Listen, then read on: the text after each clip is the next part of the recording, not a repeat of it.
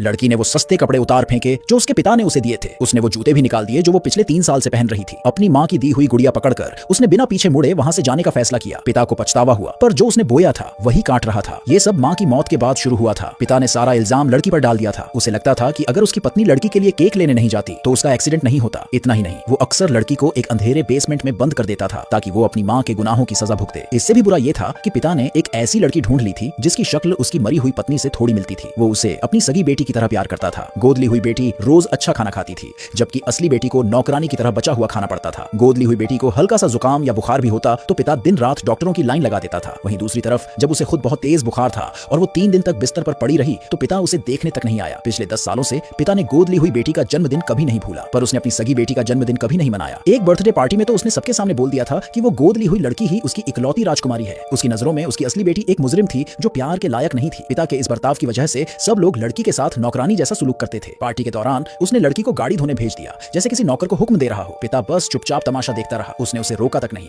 बल्कि उल्टा लड़की को हुक्म दिया कि आज उसका बर्थडे है, उसकी और उसके दोस्तों की खुशी खराब मत करना। इतनी बेइज्जती सहकर भी लड़की कुछ बोल नहीं पाई। पिता ने कहा था कि अगर वो खुश नहीं रहा तो वो उसका खर्चा बंद कर देगा और वो स्कूल भी नहीं जा पाएगी। उसने अपनी माँ से वादा किया था कि वो सबसे अच्छी यूनिवर्सिटी में पढ़ेगी। वो अपना वादा नहीं तोड़ना चाहती थी। ये सोचकर उसने बेइज्जती सह ली और गाड़ी धोने चली गई। पर वो चालाक गोद ली हुई लड़की उसे चैन से नहीं रहने देना चाहती थी। लड़की को घर से निकालने और खुद इकलौती बेटी बनने के लिए उसने इल्जाम लगाया कि लड़की ने पिछली रात छुपकर उसकी ड्रेस पहनी थी। असल में गोद ली हुई लड़की ने ही दिखावा करने के लिए उसकी माँ के कपड़े पहने थे। लड़की ने गुस्से में उससे कपड़े वापस लेने की कोशिश की थी। इसी बात से चिढ़कर उसने लड़की को फंसा दिया। लड़की ने लाख सफाई दी, पर पिता को लगा कि वो झूठ बोल रही है। उसने लड़की को उस गोद ली हुई लड़की से माफी मांगने को कहा। लड़की ने कहा कि उसने ये नहीं किया है तो वो माफी क्यों मांगे। पिता ने उसे सीधा एक थप्पड़ जड़ दिया। इस बात ने लड़की को पूरी तरह तोड़ दिया। जब वो आज उस दूसरी लड़की के लिए उसे मार सकता है तो कल को वो उसकी फीस भी बंद कर देगा और घर से निकाल देगा। उधर वो दूसरी लड़की मजाक उड़ाते हुए उसे चिढ़ाती रही। लड़की का गुस्सा बेकाबू हो गया। उसने भी उसे वहीं पर कई थप्पड़ रसीद कर दिए। वो अपनी माँ जैसी शक्ल वाली लड़की को इतनी घटिया हरकतें करते देखकर पक चुकी थी। पिता ने सपने में भी नहीं सोचा था कि लड़की इतनी हिम्मत दिखाएगी। गुस्से में आकर पिता ने उससे सारे रिश्ते तोड़ लिए और उसे घर से निकाल दिया। उसने कहा कि वो अब उसे अपनी बेटी नहीं मानता। इस बात ने लड़की के दिल में बची आखिरी उम्मीद भी खत्म कर दी। इस 10 साल पुरानी जेल में रहने से अच्छा था कि वो बाहर कहीं भी रह ले। जब वो जाने लगी तो गोद ली हुई लड़की की दोस्त चिल्लाई कि तुम जा सकती हो, पर अपना सारा सामान यहीं छोड़ दो। तुम्हारे कपड़े और जूते भले ही सस्ते हों, पर ये तुम्हारे पिता के पैसों से आए हैं, तुम इन्हें नहीं ले जा सकती। पिता शुरू से लेकर आखिर तक चुपचाप खड़ा रहा। लड़की ने बहस करना भी जरूरी नहीं समझा। उसने वो कोट उतार दिया जो उसके पिता ने 3 साल पहले दिलाया था। उसने वो जूते भी निकाल दिए जो वो 3 साल से लगातार पहन रही थी। वो बोली कि याद रखना, तुम लोग मुझे नहीं निकाल रहे हो, बल्कि मेरी ही इस घर में रहने की कोई इच्छा नहीं है। फिर बिना किसी दुख के वो बिना पीछे मुड़े वहां से चल दी। अचानक उसका फोन बजा। ये उसकी माँ का कॉल था। वो अपनी जगह पर सुन्न रह गई। उसकी माँ को मरे 10 साल हो गए थे और इस नंबर पर कभी घंटी नहीं बजी थी। उसे लगा कि कोई भद्दा मजाक कर रहा है, पर क्या हो अगर ये सच में उसकी माँ हो। ये सोचकर लड़की ने जल्दी से फोन उठाया। अगले ही पल दूसरी तरफ से एक जानी पहचानी आवाज आई, हैप्पी बर्थडे मेरी बच्ची, बहुत टाइम हो गया, मुझे तुम्हारी बहुत याद आ रही है।